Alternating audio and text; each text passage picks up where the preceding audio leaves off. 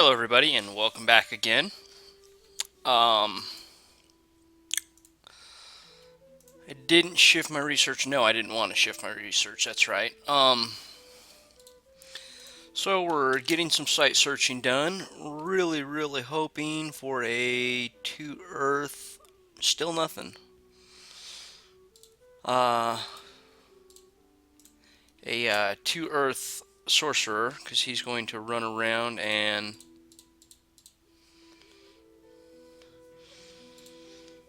All right, looks like we've got this. And this up and going both at the same turn. So as much as I was really wanting to get my other forts going, I have a feeling I'm going to throw some money into mages right here. However, I would like to get the palisades going here, and I'd like to get a palisades going here anyways. That will give me pretty good coverage. That'll give me 5 forts, which I guess is a little more than I'd like, but considering the way my empire kind of rolls across here, I think it's probably about what I need for the coverage. Now, it's almost a little bit of a guess, because these guys are not very good researchers for the amount of gold I'm going to be putting into them. Um, so it's almost a little bad to be recruiting these right now. However, I'd like to have, I don't know, at least 4 or 5, maybe up to 6 um, per fort, because I have a feeling I'm going to be going to war with them pretty soon. They're not expanding into these indies, and they're building up troops along my borders. So I'm just going to assume that that's what's going to happen, because it probably is exactly what's going to happen, and I need my mages. So that's kind of the plan there. However, I really want to get these forts in, even if I have to back up my temples and my labs for a while till I get some gold events later. That's not great, but it will work. I can definitely work with it. You'll notice the total income of 1133, and I control 3, 4, 5, 6, 7, 8, 9, 10, 11, 12, 13, 14, 15 provinces. That's pretty abysmal, especially I've got these 2 farmlands. The Turmoil 3, the just really eats that income up. You really can notice the difference. So where I should have a slight glut of gold coming out and generally being able to build this many forts in a game, I don't have that luxury of the glut of gold. But it's alright. It should work out just fine. What I do want to probably do is I'd really actually be much better off if I had triple turmoil skills in both of these provinces, since that's where I'm recruiting.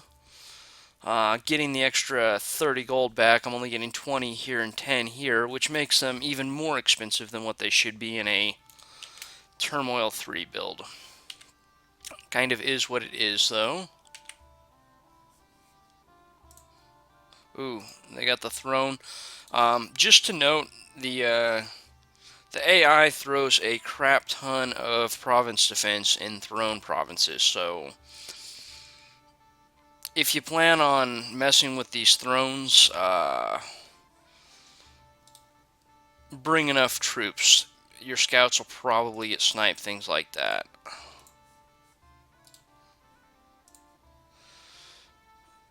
Alright. And in uh, advance of a coming war, I'm going to start auto-repeating. Unfortunately, I have capped my farmlands, which do not allow me to recruit, and they were where I got my fort up first. However, as I pointed out in the Peak of the Nation, for 4 resources, I can buy 4 of these guys at the price of one of these resource-wise. So I can still get a decent number of archers out. What I'd rather have now is be picking up a few hundred gold of quality archers each turn that I can. That's kind of the plan here. I may have to scale that back for a turn or two to get this fort going, but I'll see how that goes. I have no idea where they are at. I see 3 candles right here, and I'm not seeing any. Could that be off of Atlantis? I mean, they're just so spread out. I've got them here on my southern flank. I've got them all the way across on my southern flank. And then I've got them here in my northern flank. Which would almost make me think they're in here, but I've been through here, and that's not where they're at. So my next guess is that they ended up literally right in this area, but I don't see the candles here that would signify that. So, needless to say, I really need to find their capital. They'll probably be the first nation I go to war with. I'll kind of go up and probably back down around here with that scout.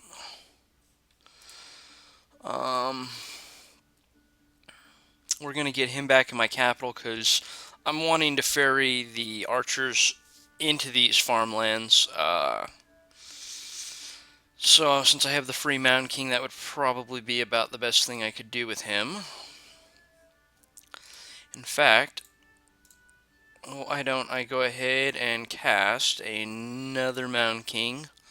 That way I got ferries for both sides of my my nation, 0 upkeep as well. Do have to spend the death gems for them. It's not like they're completely free.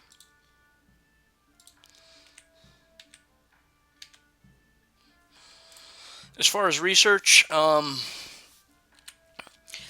evocation is definitely not a bad idea. I'm going to need evocation to take forts. Skelly spam does not work for taking forts unless you can somehow do like mass flight wherever that is at.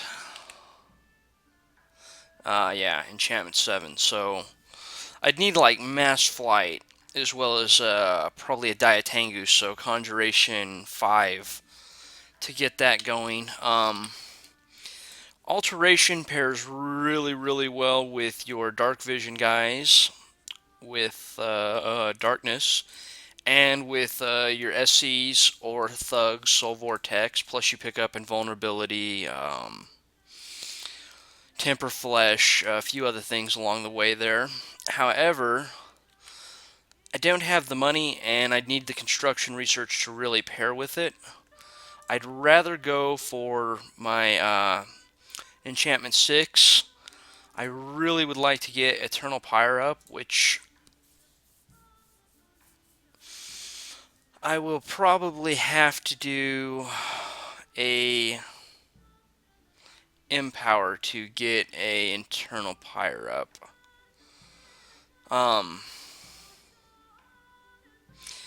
Certainly not the best option, but I really would like to get Eternal Pyre up, even if I have to do a single. I'm going to need a 3 fire random Dione, which will put me up to 3 fire. I can forge both boosters natively, which means I need to go to construction 8, or I need to do an Empower on the guy to get him up to 4. Either way, eventually I do want to get Eternal Pyre up, but more importantly, I want Reanimate Archers. Archers are the keystone of the strategy anyways, so it's put lots of archers in a battle, put lots of Skelly Spammers with them, lots can vary in number. Being this spread out, I probably won't have them grouped like I like, but you need enough to where your opponent can never break through. There's almost a critical mass on Skelly spamming, which is why it's very good to go up to 5, because you double the amount of skeletons you can put out per turn. But then you back them with archers so that your archers can deal the damage. You don't worry about any minor casualties that come through. So the strategy is working out perfectly so far. We are going to get a fire random here, and I need to get a fire in a jar. This means that whichever Hanya I have casting flaming arrows, it takes 2 gems per turn. That'll pay for itself in 5 battles. Grove of Fertility, Tar Pits, and 3. Wow.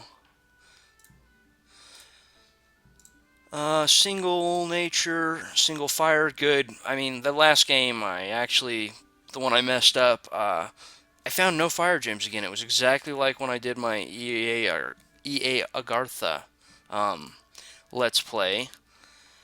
I was kind of really worried that I was going to, ooh, this is very good. I was extremely worried that I was going to have the exact same thing happen and I was going to have, like, no fire gems. I was alchemizing Astral Pearls like mad in that game. Let's see. 2 air. 2 air, 2 air. Ooh, that opens up some... it doesn't open up anything terribly good for me, but I can... I was thinking I went with a 4 air build, and I didn't. I could only afford the triple air. I'd really like to get 4 air for the air boosters. That allows you with a Diatangu, the 3 air guy you can summon up. He can get all the way up to like Fog Warriors and stuff with a single booster, and a buttload of gems. I also like using them for raiding with Phantasmal Army. I couldn't afford the boosters, though.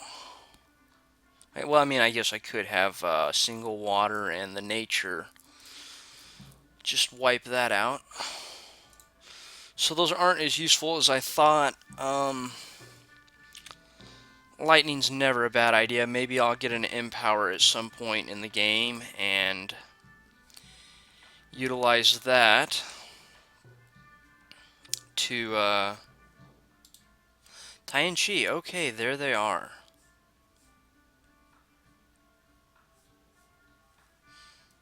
Okay, so they must have come down something like that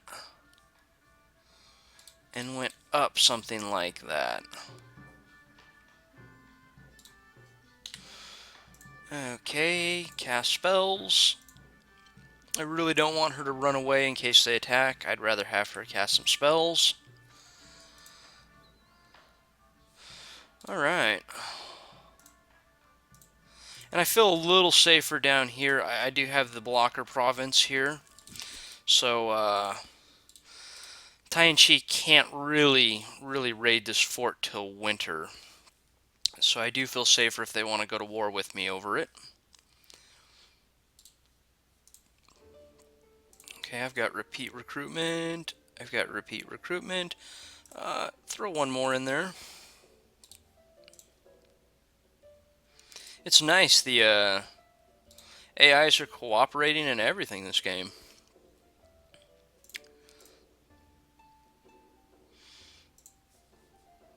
I've got my mages going, right? Yeah, I didn't even check them.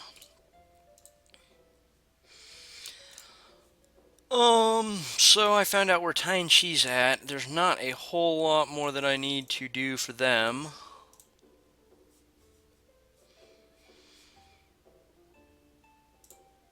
We're actually going to pop off. I want to see if they've really gone up this direction at all. I've got him kind of sitting here to defend the fort, so I'll just have him continue building it. Not a big problem. And now that I know where they're at, I really want to figure out where Banderlog's at.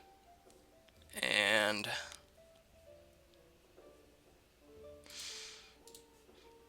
okay, so that 5's off of them probably. And they control this area. I'll probably just come up along here, but I think they're going to be more over in that area. In fact, we'll head him down that direction too.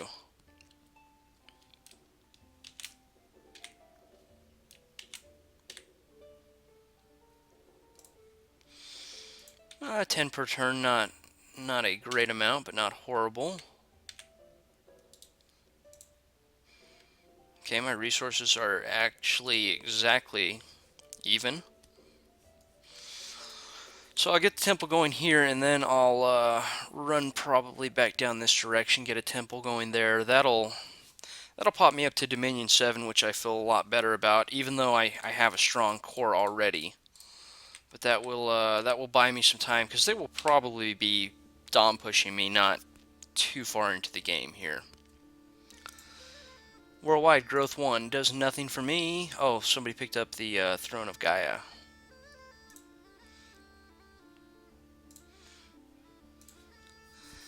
Okay, Secretarian movements, no good, no bueno. Pop those up to Patrol Strength 1. Oh, I had archers sitting right there I could have picked up. Alright, we're going to pick up a bunch of these archers. And we're going to patrol this out, and the extra patrol strength. Okay, so I can kind of see where Tianchi is hemmed in at now. I wonder if they've picked up this throne. They had to have come this direction.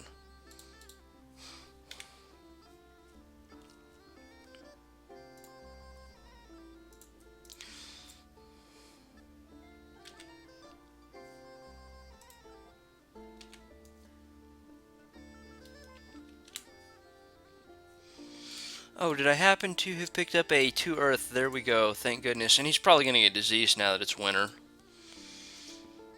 That would be my luck, 100%. Okay, and now they've forded my border.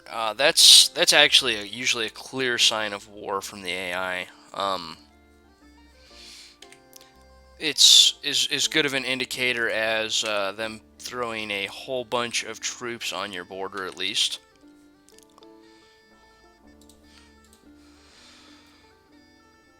Alright, 2 turns.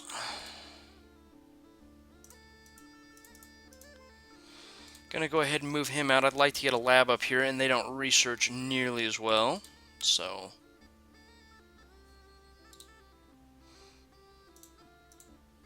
Okay, I can move her in a single turn, so I don't have to worry. I can build the lab basically when I need it. Ooh, that upkeep's starting to creep up on me now. If I get this temple going, I will be extremely happy with the way the start of the game has went. That'll be a very good amount, although some events would be nice at this point.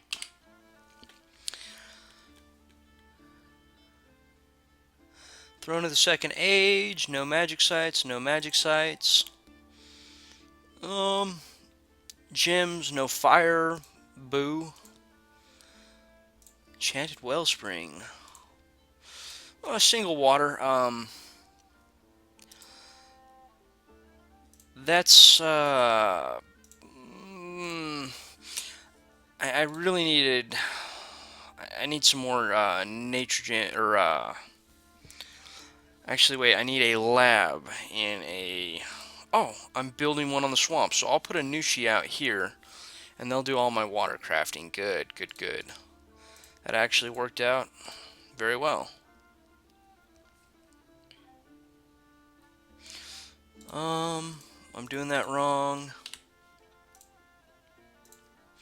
Kind of a little annoying, but getting some defensive measures out of your units while they're moving around, keeping them safe at the same time, is never a bad idea.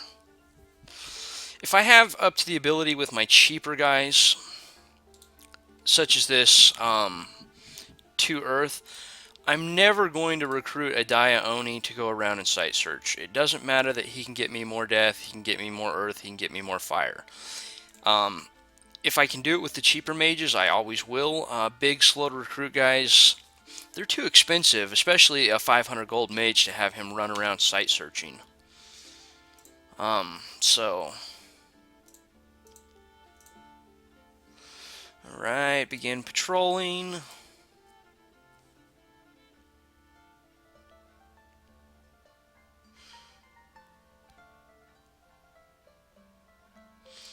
Yeah, I'd rather have my dom spread over there. Okay, so they've got that forded. They haven't capped it yet. Throne of Bones.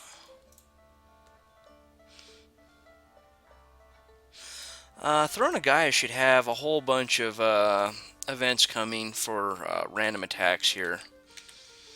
Probably going to have to get ready to move a bunch of my troops around to figure out where they are at. Okay, and I see where Patala's at now. They have the Heat Dominion, which I wasn't even thinking about. So these mountain passes are open most of the year, probably not winter. They probably did start right over here, and they just crossed the mountains right at the beginning.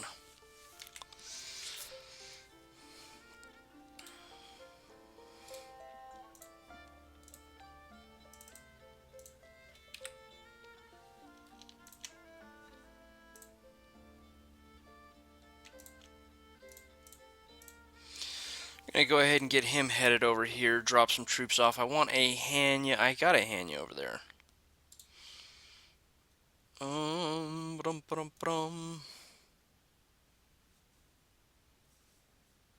Well, I'm going to be moving her out for a lab down here. I want one right here where I can get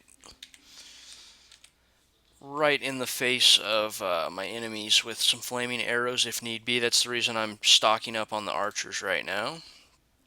1 month remaining.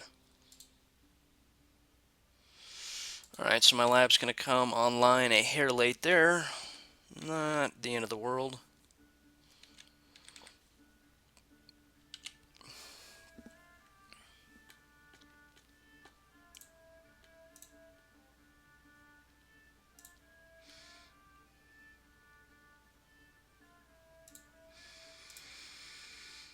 Okay, finally a treasure, and not a very good one for late in the second year, to be honest with you. 4 gems and 700 gold. I mean, I'll take it, and the item's better than normal, but definitely not better. And then an even worse one, but the fire in a jar more than makes up for it. And I believe they both gave me fire gems. Ridiculously good, actually. Probably due to the gems and the items themselves. Real quick, I guess this would be a point to kind of talk about the magic skills in general. The magic skills, you're going to get a bunch of random items. My personal philosophy is being able to utilize these items in any way is probably a good thing to do. A lot of them are really, really not good. But being able to make some use out of them is always a good thing to do. In my general thinking, there's 3 ways that you make items in the game. One is you pre-plan it in the beginning of the game. I'm talking about boosters, special thug or SC gear, research boosters, things like that. Temp gem generators, like I have a plan to make the fire in the jars right off the bat.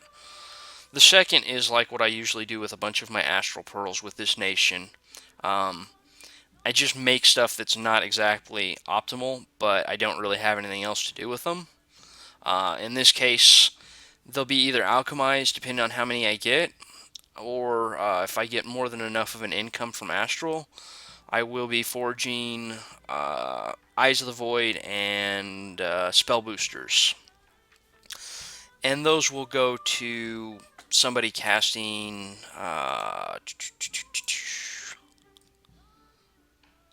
well, they'll be set for Shadow Bolt, Shadow Bolt, Shadow Bolt,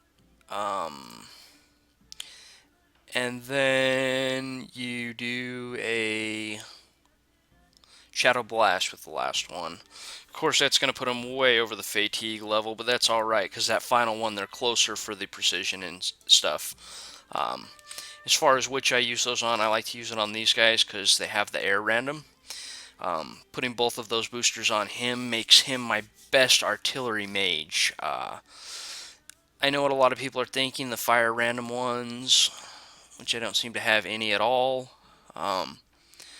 They're probably thinking that, oh, here's one. The fire randoms are really good, probably because I access Banefire Dart, and then I can give them a staff later on and do the Bane fires.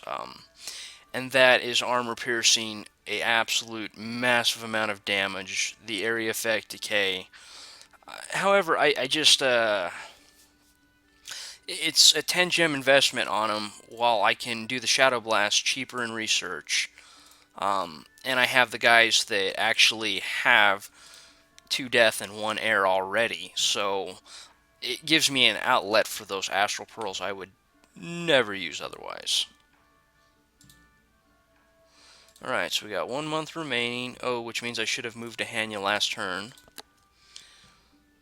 Not really thinking things through here, obviously.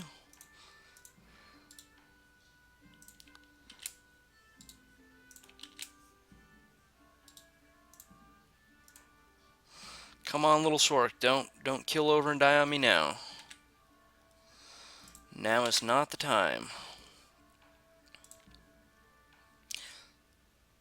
You know, I guess that wasn't the worst, that since I got the 2 events right there, because that's going to allow me to get most of my infrastructure up there as well. I would like to get some guys going up there.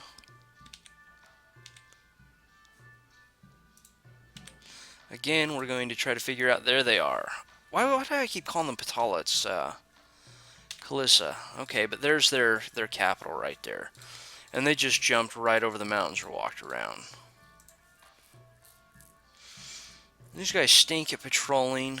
That actually might not be a bad spot to just hide out and wait. I believe the independent Zots have the patrol bonus negative as well, even though they're flyers.